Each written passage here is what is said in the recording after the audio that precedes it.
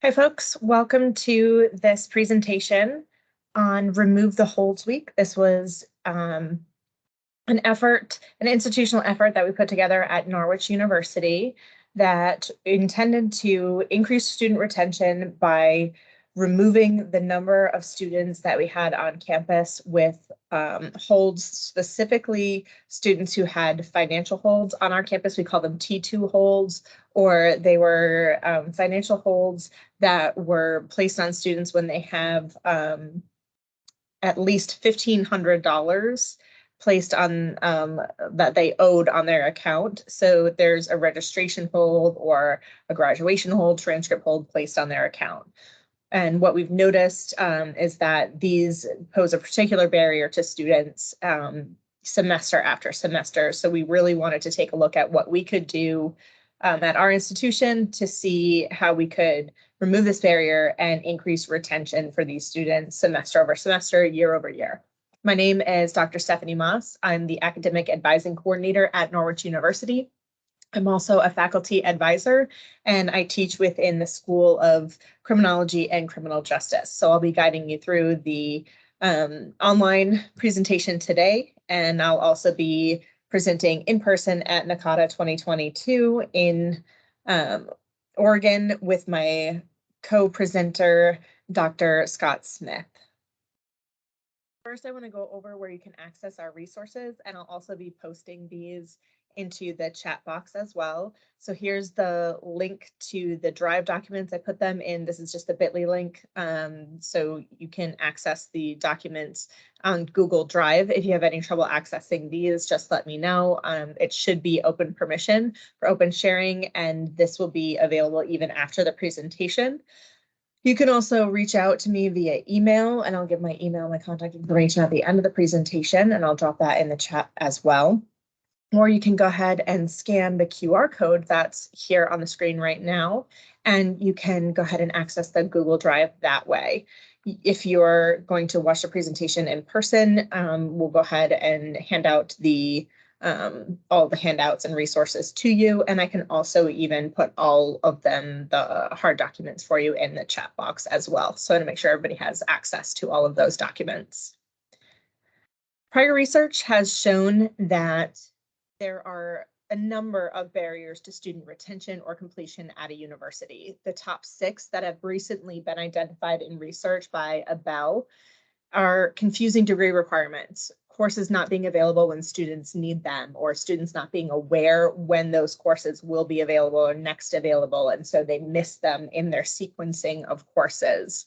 Unnecessary registration holds, or just that there are registration holds and students not being aware of them and what they are and when they're being put on their accounts. Transfer credits not counting towards the degree that the student comes in with or the degree that they want to come in with. Sample schedules emphasizing 12 versus 15 credit semesters, or in the case at our university, the registration teams registering freshmen their first semester for 12 credits. And so students think that that's how they should be doing every semester once they start registering themselves. And financial aid policies that disadvantage sometimes the neediest of students. So for this presentation today, what we're going to be focusing on of these 6 is the unnecessary registration holds, or the unnecessary bits of those registration holds. You know, you can go back and forth, and when you talk to university administrators, they'll say these registration holds are important, especially when you're talking about financial holds. You don't want to allow students to get into more and more debt over time by registering for classes, more classes, and taking on more debt when they haven't been able to pay for the classes that they're already in. So you can go back and forth over whether these holds are necessary or not. But I really want to conceptualize this as the unnecessary part about this is certainly when students don't know about it, when they become a barrier to registration and when they become a barrier to degree progress. So when we take a look at registration holds, at least at our university, and from what the literature is saying, the most common type of registration hold is financial. It may be different at your institution, but from what the literature is saying, usually they are financial holds.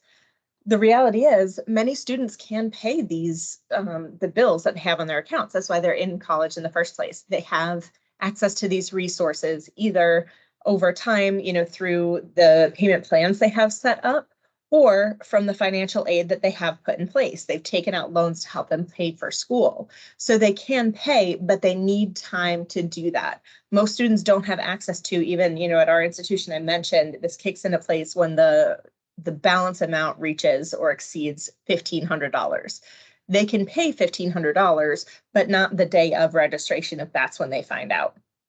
They can pay it if we are now 1 month out from when registration opens for our students. If they know that they have 1 month to pay, they can do that, because sometimes within a month you have 2 or sometimes 3 paychecks. That gives them the time they need to pay, but not within 1 day. Most students are, what we're finding, unaware that they have a hold until it's time to register. And that's what becomes unnecessary about these financial holds, or about these registration holds in general. There are other types of holds as well, whether they're disciplinary or they're put in place because there was like an unpaid parking ticket or something like that. Those are really problematic, because those are things that students can take care of. If it's a disciplinary hold, oftentimes all they need to do is visit the Dean of Students office, and they just need to go see them and talk to the Dean of Students about what happened, what was this incident.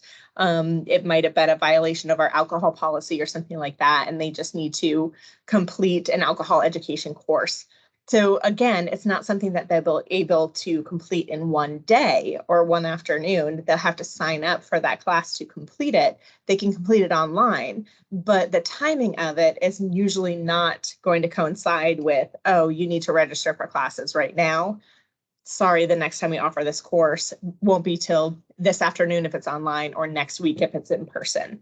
So the unnecessary part of these holds comes into the timing and students being unaware that they even have the hold on their account.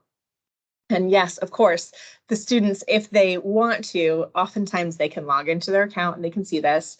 The advisors can log into the students, into the advisor portal, and see on the student account that the hold exists.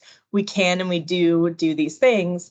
But when we're meeting with students to come up with, the planning, the schedules of the next semester, it's not as though these things are easily accessible. They're not on the main screen. It's something that we have to go to a separate screen to look at. It's not something that the student is thinking about. They're really thinking about what classes they need. They're thinking about getting to graduation. So although we do push these things to our advisors, we push these things to our students to think about this, and the students have been notified by the bursar's office, hey, you have this hold on your account. Even though they've been notified, it's through communication that they're not looking for. They get a generic email from the university, and usually that's the type of communication that they're just letting go right by. They automatically delete it, or they assume it's spam. So it's not information that they are ready to engage with prior to going into the registration period. This is super unfortunate, because we know that there are a number of collateral consequences of having these registration holds. The biggest one, and the first, and it kind of all cascades from there, is that the students can't register on time. Our registration system opens up for students at 7 a.m. and there are students who, for them, that is the first time they're waking up that early the whole semester, right? They've created their schedules so that they don't have anything before 10 or 11 a.m. Some of these students don't have classes before noons, and they've worked hard to build their schedule that way. So for them to be awake for 7 a.m. registration, it's the only time they're getting up that early. And so when they get up and they can't register, because that's when it kicks it back and says, you have a hold on your account, there's an incredible amount of stress and frustration. Advisors are not in the office then. The registrar's office, they are in the office in case there are any technical difficulties during the registration process, but this is not a technical difficulty. It's just a statement of fact that there's a hold on their account because they have an account balance. So all the registrar's office can do at that point is say, you have a financial hold on your account. They don't provide any counseling or any information to the students about what they do about that hold. The bursar's office, they're not open at that hour. Financial aid is not open at that hour to help students with what do I do at that point to remove the hold. So it does create a ton of stress for the students because they will sit there then for the hour or the hour and a half until the rest of the campus opens, and they will see the classes that they need to get into filling up. They can actually see that online as like the ticker goes up. It actually goes down of like the number of seats left in the class. So it's not just the ticker going up, it's a ticker going down of the number of seats left in the class. And as you know, the further you get in the degree progress, the fewer the classes the students have left that they need to take. So we're talking required classes that have just a few seats left, that these students, especially when you get to junior, senior year, they really just have a few classes left that they need to take that start filling up rather quickly. So we do hold seats in those classes, like for the seniors. There are enough seats for the seniors on the days of senior registration, but if they can't resolve their hold situation, which means pay their bill within a couple of days, by day 3, juniors are then able to register for those classes. And that's when they start seeing, oh, this is still available. I can get ahead in my schedule. And we have some high-flying juniors, sophomores, who want to start getting ahead. And so they will. And it's really difficult for us to hold those seats open. It's unfair for us to hold those seats open forever because we don't know if and when the student will be able to pay. So we can't just be unfair to one group of students and hold the seats in the class for an indeterminate amount of time, just hoping that the student will be able to pay. So this is really something that we need to address before the registration period opens. One of these collateral consequences, though, is that this is really disruptive to the student's degree process or progress, especially as you get later and later down the line into when the student hits their junior and senior year. So you end up having students, if this happens during their sophomore year, there's a range of different classes that they haven't taken yet. They can take different gen eds, they can take different electives, free electives that they need to take towards their degree, and a range of different classes. But junior, senior year, when they really do have fewer classes that they need to take to complete their degree, this is incredibly problematic for those students. By the time they get to senior year, and this is happening for them, it can possibly lead to delayed graduation. If we're not able to, within, I said I teach within criminology, criminal justice, and that's what I advise within. If I know this is happening to the students within my majors, then I can work with my faculty so that I can open up some additional seats. Sometimes we'll lower the caps on classes because we anticipate this, but now we're, making systemic changes to account for a problem that we really should be solving before we get here. It's a systemic problem. Why are we making systemic changes to account for a problem when we should really just be solving this problem before we even get there in the first place? The other thing that we see is that it's usually the same students over and over again when we look at getting into this data. When we look at it year over year, we start to see that these are repeat students who are struggling with these challenges. So what we really want to do is prevent these consequences from occurring in the first place by preventing the holds from ever occurring. We want to reach out to these at-risk students. We know that's going to be students on payment plans. We know it's going to be international students who don't have financial aid resources and have to pay out of pocket. These are the students who repeatedly we see for whom this is going to be an issue.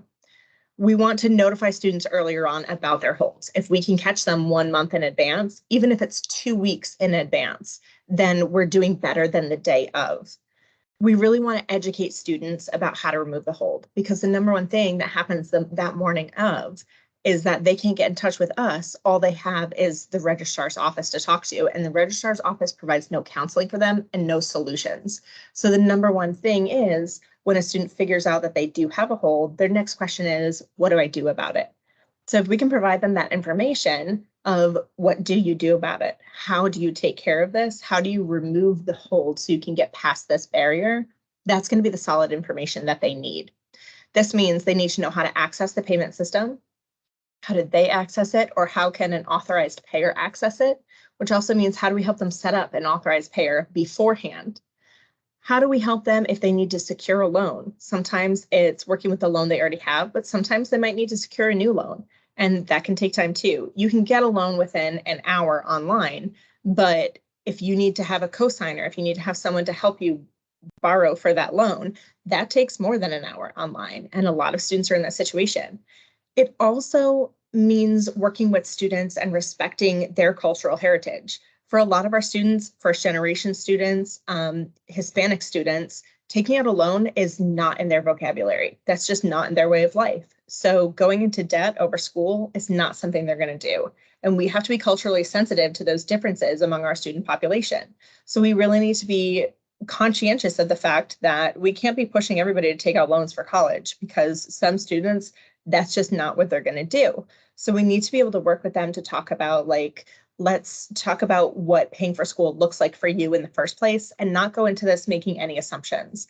Let's talk about what the loan balance is and what is a realistic way for you to make payments on it. What would that schedule look like for you? And do we know already that you're not going to be able to pay it down by the time your registration opens? If we know that, let's talk to the department chairs of the classes that you need and see if we can find a way to hold seats in those classes for you.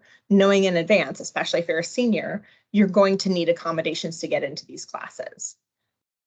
Then we want to follow up with the students who have these holds at regular intervals. This is not a one and done conversation. Nothing is. We know that one-shot trainings, one-shot anything is ineffective. So use this information that we already know about the need to follow up for everything, and follow up with these students prior to registration opening, and follow up in a way that we know is effective for them.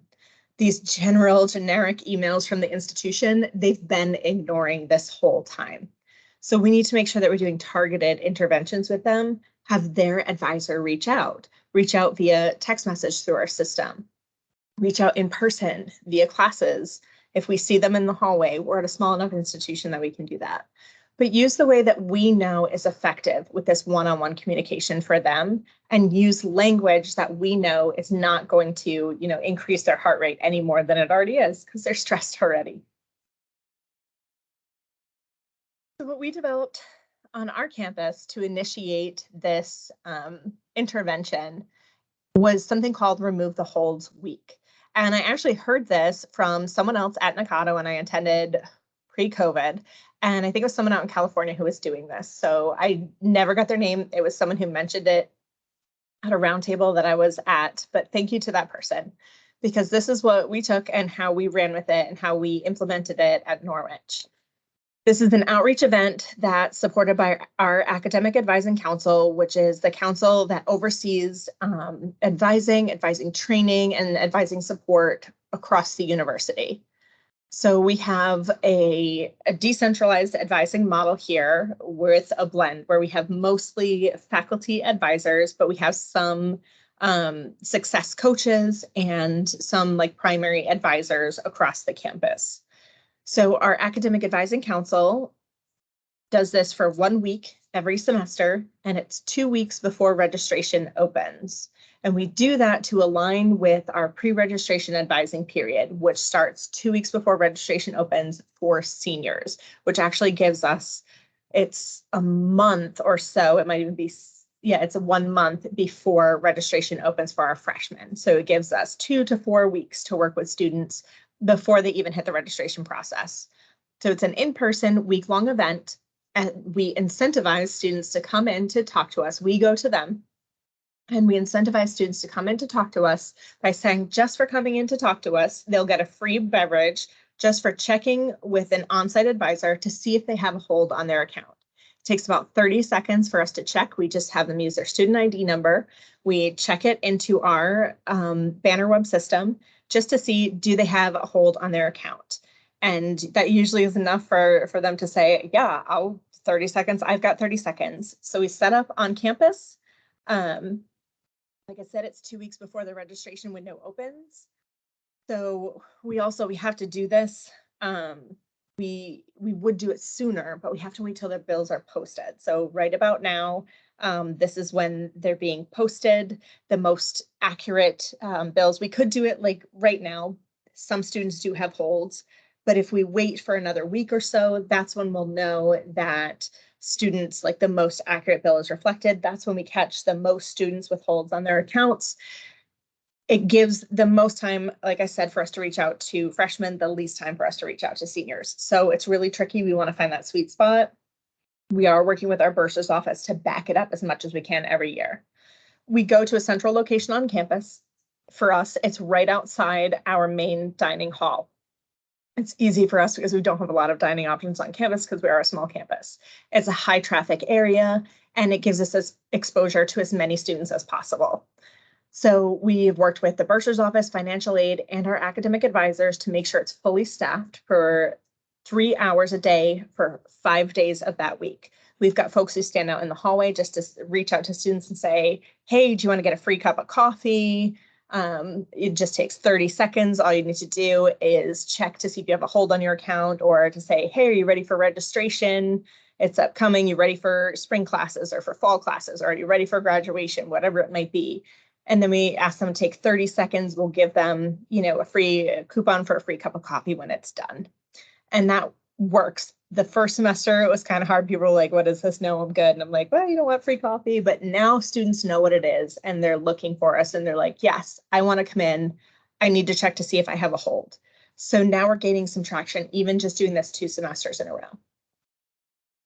In this outreach, we provide a number of resources. So we have it set up in stages so that in the front of the room, we've got just any of our advisors can sit there, and it's just a real quick, like, give us it's our A numbers, your student ID number, and we'll check. As you move towards the back of the room, we have it set up for private counseling. So if someone does have a hold on their account, that means it's for some personal reason. So obviously we don't want to get into privacy issues or FERPA issues with other students in the room while we're doing some counseling with them. We have a really nice handout that we give to students, and it looks like this. This is how we give them some information on how to access our NU Pay portal. You can see there's a QR code on there. A lot of our students are going digital. So if they want to, they can just scan that QR code and it will take them right to the payment portal. This is all the instructions, though, if they want to take this, and they can take a picture of it and send it to mom and dad or whoever the responsible party is that's helping them pay for their classes. And it's got information on that second page to help them set up someone else to help them pay. Students find this to be really helpful because a lot of them don't know how to set up an authorized user, and they're like, whoa, mom, dad, whoever, I thought that everything was fine with my bill. What's the payment plan? I got to register for classes. Oftentimes it's just a miscommunication between them and whoever's helping them pay for school or whoever's managing their loan, that I need it paid right now so that I can register for classes. We also set up a tracking spreadsheet because we want to make sure we track every student who comes through. We do this for a couple of reasons. First, we want to know, do they have a hold and what for? And second, we do want to make sure that we're telling the students that they can't come through more than once, just 1 coupon per person. So this is what our tracking spreadsheet looks like. It's really simple. I just set this up in Qualtrics, and I'm happy to walk anyone through this who would need help setting this up. You can set it up in Microsoft Forms, SurveyMonkey, Google spreadsheets, whatever you have access to. It's really simple. We just ask them to put their student ID number. Actually, we fill this out. It's their student ID number, and do they have a hold? If they do, it's of what type. So yes, they have a financial hold that's set by the bursar's office. Yes, they have a hold set by financial aid. That one's important because that usually reflects that they don't have their aid set up, or they haven't signed their master promissory note or something like that. We have very few of those, but when we do come across those, usually we have someone from the financial aid office who's there with their packet of you were missing the signature, just sign it right now and you'll be on your way. So it's really great that we've worked with our stakeholders to have those people there on site, because then those are the super easy ones, few and far between, but super easy to just hey, sign it right here. We've got your stuff here, on your way. And then sometimes these are the disciplinary holds that I talked about, the really random stuff that it's yes, and it'll be some weird counseling that we'll have to do for those who let's dig into this more and see what type of hold this is and how you have this one removed. And then a lot of times it's no, there's no hold on your account. Here's your coupon, off you go. Then we have the follow-up. So we want to make sure that every student who comes through, we are giving the appropriate follow-up. It's super easy if they don't come through, or if they come through and they don't have a hold, we've given them their coupon and they're good to go. We don't want to bother those students any further because we don't want to inundate them with too much information. We already know students are ignoring institutional emails. So it's critical that we don't give them more institutional emails. The students who do come through, especially those with the financial hold, though, the financial aid ones, we are able to follow up separately with whatever unique issue it is. We take all those names at the end of the day and we send them over to the financial aid office. Either their paperwork has been signed, they're done, they're good to go, whatever. The other ones, if they're disciplinary, whatever it is, we send those. We don't have a script for those because they're so unique. We send those right to the advisor and say, your advisee came by today and this is the type of hold they have. Here's how you follow up with them on it. For the financial holds, we came up with this following template that we send at the end of each day to the advisors, or at the end of the week. It depends on how busy we were during the week. That we send to the advisors of any advisee who came through. And a lot of times we can even put your advisee or advisees and list all of the ones that came through. So dear advisor, your advisee attended the Remove the Holds Week event that took place last week on campus to proactively check to see if they have a hold on their account that would prevent them from registering from classes. Our records indicate that they do have a financial hold on their account. They met with a member of the advising council last week who spoke with them about this hold and who gave them the information about how to clear their hold before registration opens. We would like for you to follow up with them to see if they have additional questions and or need additional support at this time. This is the critical departure from the information that the student's been getting up to this point. If they're getting institutional emails and they are ignoring them, we know that sending them another institutional email or an email from someone that they don't recognize, they're going to ignore. But our students do respond to emails from their advisors because it's usually information that they really need. So then we give some education to the advisors, right? Because we also know that our advisors probably don't feel comfortable educating them or they don't know what to do. So we're preemptively empowering the advisors with the information they need. So we give them that whole next paragraph about to remove the hold. This is what they need to do. It doesn't have to be the full account balance, yada, yada, yada. If the students need a loan, there's a financial aid office. If they got to go to the bursar's office, there they go. If you're unsure about how to reach out to your advisee to follow up with them, you might consider using the below text in an email to them. This is the other piece that we have found to be critical. We came up with this boilerplate text for our advisors to send to their advisees, and they've been using it. Hello, student. I heard that you attended the Remove the Holds Week event last week to check for holds on your account that might prevent you from being able to register for spring classes. It's just here's why I'm reaching out to you. I heard that you attended this thing, very neutral, but it reinforces the message that the holds could prevent you from registering for classes. I appreciate you being proactive and taking that first step. Positive reinforcement for them attending this event and moving forward with that. While we still have time before registration opens, let's schedule a meeting so we can continue being proactive and make sure you have everything you need for registration. And then they include their personal information for how to schedule an appointment. This is our way of connecting the advisor with the advisee for some follow-up. Let's look at how this went for the past 2 semesters. Using this process, the first semester, we interacted with 289 students. You can see we had a slow start Monday, Tuesday, and then we gathered more and more students and we peaked on Thursday, right? And then by Friday, we wrapped it up. We just had a few students. It kind of tapered off again. In the spring semester, students knew what we were doing. We had 210 students, but it was much better spread out throughout the week. Thursday was a total dip. We had a bunch of students who were leaving for spring break, and then we had a bunch of athletes and international students who we caught in our session on Friday. So we had more students in the fall, fewer in the spring, but not by much. Overall, these were pretty great numbers. We were very happy with this. We only have about 2,200, 2,300 students on our campus, so we were pretty happy. What we saw was that it was pretty consistent from semester to semester. We did have a whole bunch of students who, about half the students didn't have a hold on their account. That's totally fine. We were out the price of a small cup of coffee. No big deal. It's about $2.50, right? For the students who we did see, and this was fantastic, 26% of them did have a hold on their account. So this is pretty major. This is that's the group that we wanted to interact with. A quarter of them each semester had a hold on their account. So I haven't finished doing all the assessment efforts for all the assessment of our efforts for spring, because I still have to get all the data back on what coupons were turned in to our provost office and what the refund was. But I can give you the information that we do have, and I'll have more of that information for the in-person presentation. But for the fall, 26% of the students who attended the event had a registration hold. 1 week after the event took place, 53% of that 26% had successfully removed their holds before registration opened.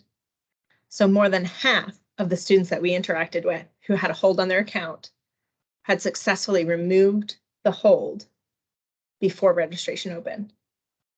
A lot of those students didn't even know that they had the hold on their account. That was the resounding information we had from them when we told them they had a hold. It was, wow, I had no idea I had a hold on my account. And 53% of them removed the hold within 1 week of the event, which left them 1 week before registration even opened for seniors. Advisors of the remaining students with holds were notified to continue outreach. It's a pretty big deal. So what do we spend on this? For all of those efforts, the total that we spent for fall 2022 was $272.26. So within that first week, the money back to the university that was paid off in those holds for the 40 students who paid it off and were able to register on time was over $60,000. That's just assuming that they paid the $1,500 minimum to remove the hold. A lot of them had more than that on their account that they had to pay. So if they paid the minimum $1,500, that was $60,000 that they paid to the university to remove the hold collectively. Spring 2022, the total spent was somewhere under $500. It was in the ballpark of like 450 range. I'm still getting the total tally on that based on how many coupons went into the university. So still, for under $500, this is a massive effort. And it had a massive payoff for us, right? So minimal spent, under $500. I've never seen such a massive return for such a small amount of money. And I know we are fiscally tight right now and we don't have a lot of money to spend, but my provost office came back and said, do it again. I can give you $500. We do have some areas for improvement, and this is what we're looking for going into this fall. We want even earlier outreach. I keep pushing our Birch's office and he is on board. My buddy Randy, he's on board for this. So I think instead of waiting until, the 17th of this year, it's always middle of October when we're going to push this stuff. He wants to have it out a week earlier. He wants to have all the bills posted a week earlier. That way we can reach out before our in-person event and we can start texting these students who have holds, because like we said, it's the same students over and over again. So he's going to try and get me this list earlier. So sooner bill processing, different methods of communication. We've never tried texting the students before, but we're going to try this year. Not all the students have cell phone numbers attached to their accounts, but those that do will be able to reach them. We also want to do early advisor notification. We haven't tried that in the past either. What happens when we let the advisors know before the pre-registration period opens instead of in tandem with the pre-registration period? If we can tell them beforehand, then maybe they will be primed to go to that extra screen. If they know that that student, if they receive that email, then maybe they'll have that student's name in their mind, and then they'll be primed to have that conversation with the student. We also want to have better advisor trainings. We want to make it second nature for them to look for holds. Right? If we can build that in and say, this is just something that you need to be doing, and make it remember when you're doing this pre-registration conversation, don't forget to click that next screen and look for the hold. If we can build it in, then maybe they'll do it. We also want to make sure that advisors are just more comfortable having these conversations on counseling students on removing holds, right? We do know that there are a number of assumptions we make about getting loans and making payments. So we want to make sure that our advisors feel comfortable. The more comfortable they are, the more likely they are to have the conversation. But we also want to let them know that they can refer to us at any point in time. It's not a conversation they have to have alone. We also want to improve our information tracking. This allows for assessment and improvement. So we want to look at all of our forms of outreach, the timing of our outreach, the modality, and we want to see if we can really tie any causality to it. We never know for sure if it was our intervention that had the effect. So we want to see if there's any way that we can talk to students after the fact, reach out to those students and say, what was it that prompted you to remove the hold on your account? What type of information? Was it hearing from the bursar's office? Was it hearing from this event? Was it meeting with your advisor?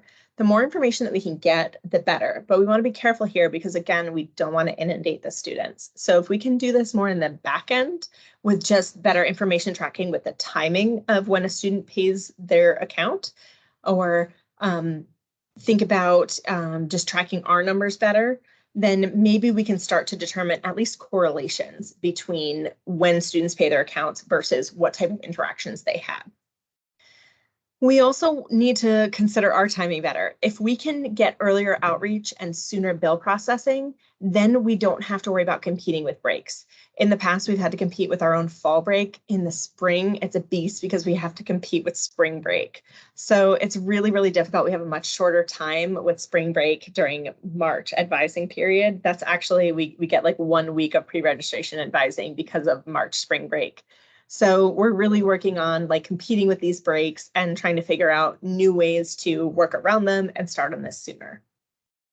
All right, let's transition to talking about how you can create your own Remove the Holds Week or something like it. You'll notice in the handout section, we've included a handout like this for you to start identifying everything that you need to create your own Remove the Holds Week. I've also included in there the completed document that we use for planning our own Remove the Holds Week, and especially for making a better Remove the Holds Week this year. So, for example, who are your stakeholders? I filled out ours to include our provost's office, and they provide the funding for our initiative. The bursar's office, they're the ones who set the bills for students, and the timing of this is really contingent upon when they release the bills to students. The financial aid office, we have the bursar's office and the financial aid office review all of our resources. And then academic advisors. We don't get any of this done without working with the academic advisors across campus. We rely on them heavily for follow-up with the students, and we want to make sure that we don't leave them hanging on any of the outreach. They have to feel confident and comfortable in the message that they're going to be giving and the communications that they're giving to the advisees. What incentives can you use?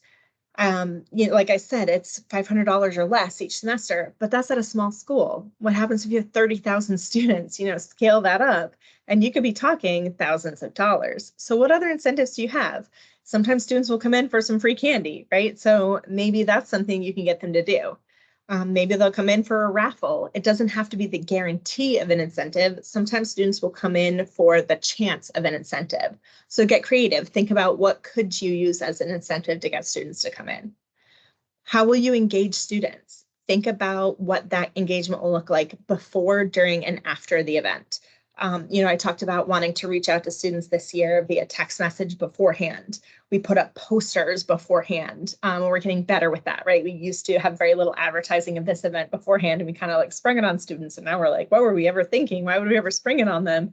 We really need to advertise this event beforehand and get students thinking about what is Remove the Holds? What are holds? What does that mean? Maybe we can even get them checking on their own. It's not about how successful our Remove the Holds Week is. It's about how many students we can get to remove holds before registration. You have to think about the modality of your outreach and your engagement and the content of it. Every bit of engagement that you should have a purpose for that. So when you look at this form, it says student engagement. What's a communication type? What's a modality, the purpose, the content, and the timing of it? You want to be really intentional about this. And if you don't have a purpose for it, then nix it for something else. right? You want to make sure that you know every bit of effort that you're putting into it is tied to some sort of purpose for engaging students. Ultimately, think about your goals. What is the purpose? For us, the main goal is to reach unique students with unresolved holds on their accounts.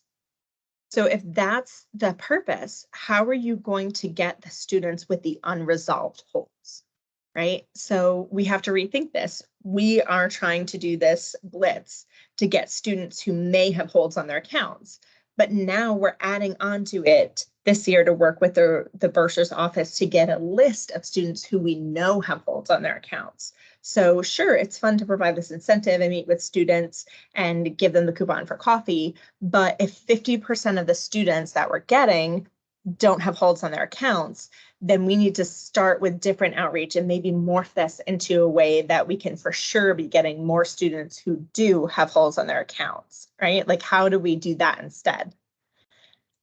Think about assessment. How will you track your process? Is your process working? Right? So like that's part of figuring out, like our process is okay. We're reaching a lot of students, but are we reaching the right students? You only get that way through assessing your process. What are your outcomes?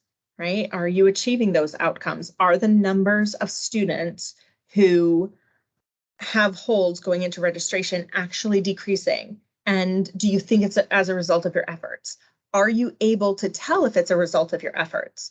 You'll only know if after your event, you actually check back and see the students, like I had to go back manually and check the students with the ID numbers who came through the event 1 week later, do they still have holds on their accounts? So think about that. If you don't go back and check, you'll never know. You'll be missing data. So think about what you have to do before, during, and after the event to be able to track these important measures. How will you track your progress from year to year? What will your benchmarks be? So like this year, I'm looking to get more than 50% of the students with holds, because like last year it was 40% or it was 50%. Now I want 60%. Then I want it up to 75%. I don't know if that's achievable, but I'm a go-getter. So we're going to go after it. You want to plan your dates and your location. This is something that you want to do early on. Event spaces on campus fill up so fast. So it might be too late for the semester, but it's not too late for next semester, more than likely. Think about the good location. Like I said, we get right outside our chow hall, right where the students are going to be. Think about where you will find the most students who are likely to have holds on their accounts. Students are likely to have holds on their accounts. So where are you going to get the most students? But also digitally then, where can you get this list of students who are likely to have holds on their accounts? Reach out to your stakeholders and see if you can find out. Think about your messaging and your advertisements. How are you going to reach those students in particular? And then assemble your team. Think about who you have, who you can work with. You'll see on here that I put for some people, I have their role. I have myself and someone else to be event coordinators. The first year I went into this, it was just me. And gosh, was that a mistake? It was so much work and there's only one of me. And so right off the bat, I was like, Kristen, I need help with this. And she's like, I got you. I can do room reservations. I can get tables in the room. And it was a godsend to have someone else helping me with this. And then I really thought about like, gosh, I know my team. I would go out there and I'd be the recruiter. I'm the extrovert, obviously. So I will go out there and I get students into the room. But there's some folks on my team, like I love Kristen to pieces, but she is not going to go out there and get students to come into the room. That is just not her strength. But she is great with counseling, right? I have other folks on my team who don't understand the ins and the outs or the cultural sensitivity of how am I going to like counsel these students of different ways of paying off their loans. So think about who's good at what and have them sign up for the different time slots for the different days of the week to do these different things. Make sure you have people for each role, like to get students into the event, to get students checking to see if they have a hold, and then to counsel them if they do have a hold. Make sure you have these different roles filled for every day of your event, for every time slot of your event. Then you want to look at implementation, track your progress, how to avoid duplicate visits from the same students, right? How do you track for assessment? Create your resources. You want to have handouts, make sure you have information to give to students, right? we found that even though our students like being digital, we wanted to make sure that they're walking out with something, and everybody's walking out with something. That way, it's not just the students who have a hold on their account. It's the ones who have a hold and everyone else are walking out with a handout. So there's no way, like for privacy reasons, to differentiate between the ones who have a hold, who are getting information about clearing the hold, and those who don't have a hold. So you might say like, oh, it's a waste of paper, whatever, but whatever it is for your handouts, you want to just make sure that there's parallel processes so that for privacy reasons, there's no way to differentiate between who's getting what. The coupons. We had fun with this. I mean, we had fun with this. I don't know, laminating is fun for me, but I made the coupons in PowerPoint. I included that as one of the handouts for you. And then I printed them, I cut them, I laminated them, then I trimmed them up. And they were great because once they're laminated, you can write on them in marker. That's what they did at our Dunkin' Donuts on campus. They wrote on them in marker the amount that was spent for that small beverage. Then they sent them to the provost office and they tallied them up and they reimbursed our Dunkin' Donuts on campus because it's our campus franchise. Then when I get them back at the end of the year from the provost office or the end of the semester from the provost office, I can clean them off and I can use those puppies again. So it's fantastic. Think about your outreach templates. It's really, really helpful if you provide that scripted message, but that means you have to take some time to craft those messages. It took us a while. We did that working sessions for our academic advising council, and we came up with what is the right language to use here? How do we use the right tone, not be too long? The first one we wrote was really, really long, and we had to step back from there and say, no, this is too much information. No one's going to read this. So think about all the ins and the outs of your event. How do you put your own brand on it? How do you give it your own feel? How do you make it fit your campus culture? If you have questions about this, if you want to workshop it at any point in time, feel free to reach out to me. This is what I'm here for. The point is to help our students, to help your students. We want to remove these barriers because, like I mentioned in the beginning, this is one of the top 6 barriers that prevents students from progressing from semester to semester, which then prevents them from graduating either on time or ever at all. Thank you so much for listening to this presentation and participating in this presentation. If you wouldn't mind completing this brief evaluation of this presentation, you can either use this link, I'll drop it into the chat for you, or you can scan the QR code and you can fill it out right from your phone. Thank you so much, and I'll go ahead and take any questions. If you've got any questions, you can drop them into the Q&A. And here's my information, my contact information to get in touch with me. Thank you.